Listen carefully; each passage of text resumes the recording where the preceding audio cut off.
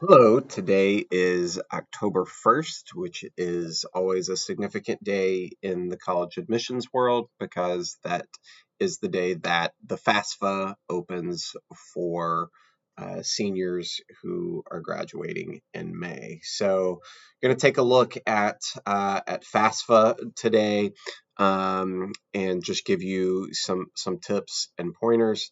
The website for FAFSA is studentaid.gov.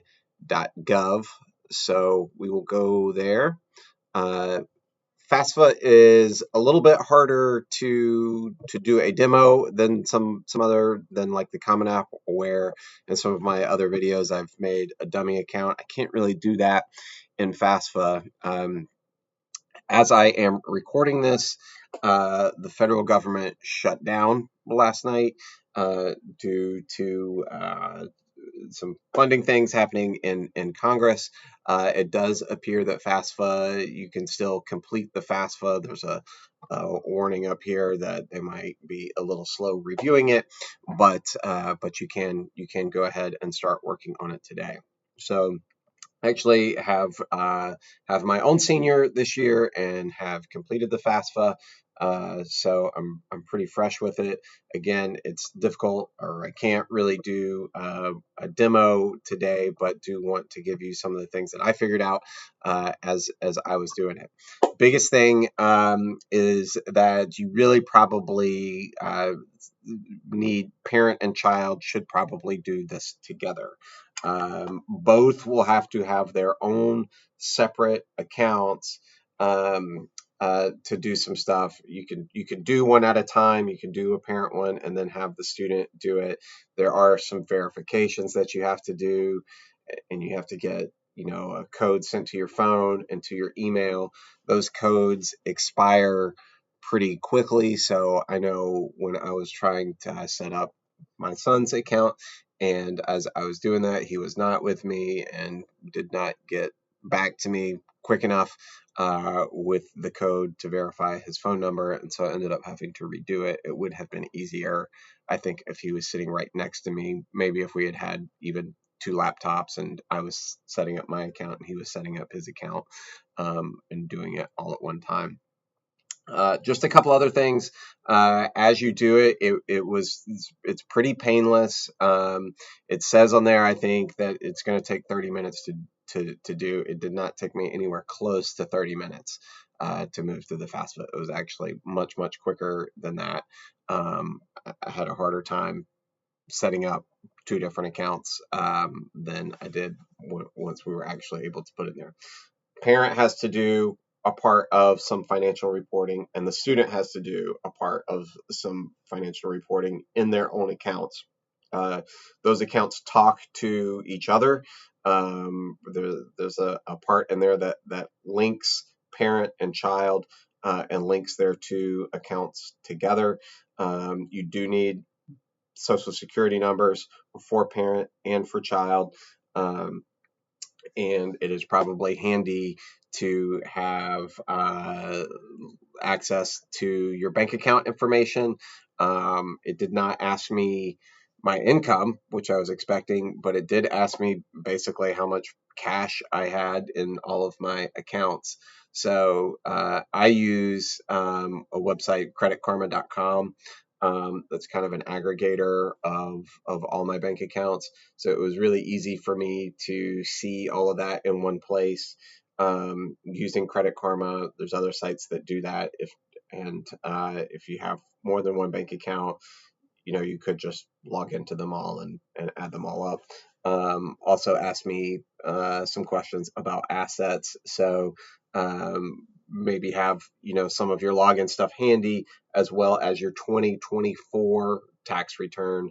If you're completing this in October of 2025, you will use your October 24 tax return. One of the questions, just to be clear, it does ask if you're a freshman or what kind of student you are.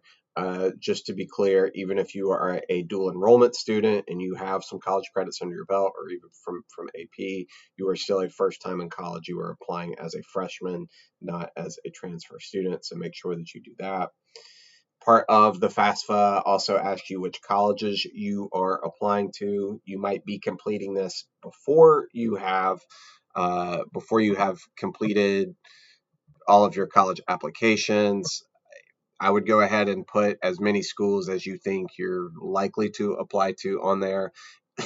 If you're not sure, I would go ahead and put the college on there, because worst case scenario, if you end up not applying or something like that, then they're just going to ignore your financial information. So I would err on the side of I probably am going to apply there.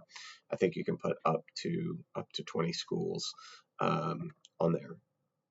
Um, that's pretty much it. It's like I said, it's fairly straightforward. After you submit that, then there's a review phase. I suspect that that's probably slowed down a little bit with the government shutdown, but I think it will. I think it will happen soon. It gives you kind of an instant result of what it estimates you might be able to do with FAFSA.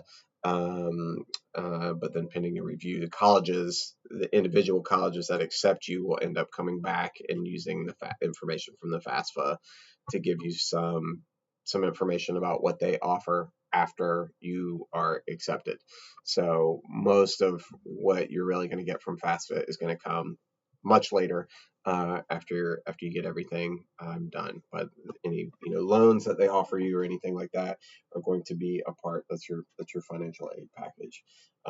So even if you don't suspect that you're going to qualify something, I strongly encourage you to go ahead and complete the FAFSA.